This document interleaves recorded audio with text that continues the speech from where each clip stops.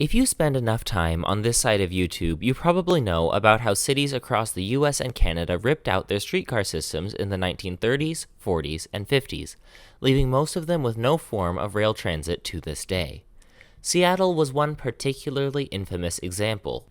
The city had an extensive streetcar and cable car system that ran through most of the neighborhoods of the time, before it was torn out and replaced with trolley buses and diesel buses.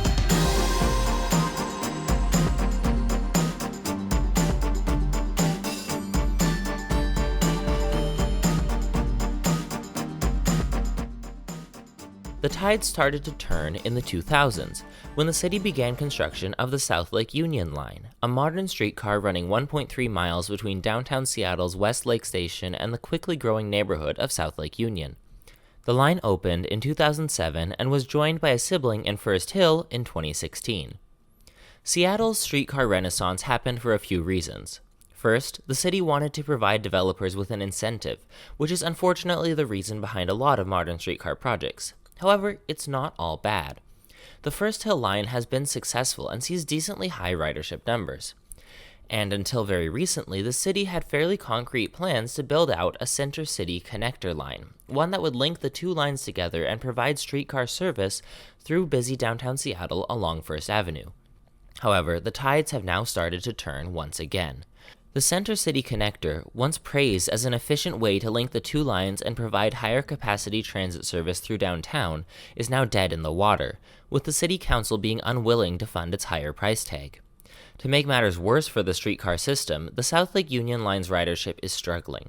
After peaking in 2013, it's been in a fairly steady decline and saw an even bigger hit from the COVID-19 pandemic.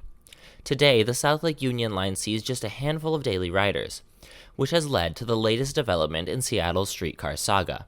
Councilmember Rob Saka recently introduced a proposal to kill the South Lake Union streetcar entirely, with the money used for its maintenance and operations going towards expanded bus service instead. This has many echoes of the original push to remove streetcars back in the 1930s, with the idea that buses are a better use of money, faster, and more flexible. And sure, the South Lake Union streetcar isn't great. Ridership is declining, the line is slow, and there are several parallel bus routes that run more quickly, more frequently, and for more hours of the day. However, that doesn't mean that we should give up on it. Low ridership on a line isn't a clear-cut sign that we should delete that line, but instead a sign that we should look into what's causing the low ridership and how we can fix it. Sometimes the way to fix it is deleting the line, but in this case, I don't think so, and I feel like that would be a big waste of all the time, energy, and money put into building it in the first place. There are many ways that we can make the South Lake Union streetcar a more attractive transit option and bring riders back to it. It's already in an ideal transit environment, a very high-density neighborhood, and provides a connection to downtown Seattle. However, there's more we can do. First, let's make it run more frequently. The city currently owns 4 streetcars for the line and uses 3 of them at peak hours for service every 10 minutes, but only 2 off-peak, giving every 15-minute service. We could bring that third streetcar in all day and all week to give high-frequency service all the time. Second, we should make the line quicker. Sometimes the SLU line is slower than walking because it has no transit priority whatsoever and gets stuck in traffic.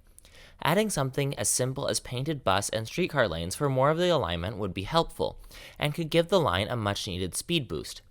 Streetcars could also get priority at traffic lights, letting them bypass traffic, especially during busy peak hours, when Amazon workers flood the streets of South Lake Union. Finally, we should extend the South Lake Union line to make it more useful. While it does connect to downtown Seattle at West Lake Station, it's a long walk to Link Light Rail or the Seattle Monorail, 2 key connections. Even expanding the streetcar a few blocks south would enable better connections to other transit services. Of course, building the Center City Connector would be even more helpful and would link the two lines together. Finally, we could extend the line further north along Fairview Avenue and then along East Lake Avenue into the busy East Lake neighborhood, and even all the way up to the U District, home to the University of Washington, at some point in the future. This could supplement or even replace the Rapid Ride J Line, a bus rapid transit line under construction to replace Route 70 and link downtown Seattle, South Lake Union, East Lake, and the U District together. We also have an opportunity to make these changes coming up. When Link Light Rail's one line is expanded northwest from downtown Seattle to Ballard, it will pass through South Lake Union and run underneath Westlake Avenue, the corridor where the streetcar runs currently. While this will require a temporary shutdown or truncation of the streetcar while the streets are torn up for construction, this means that we can use the opportunity to build a better street, one designed for transit priority and moving people instead of cars.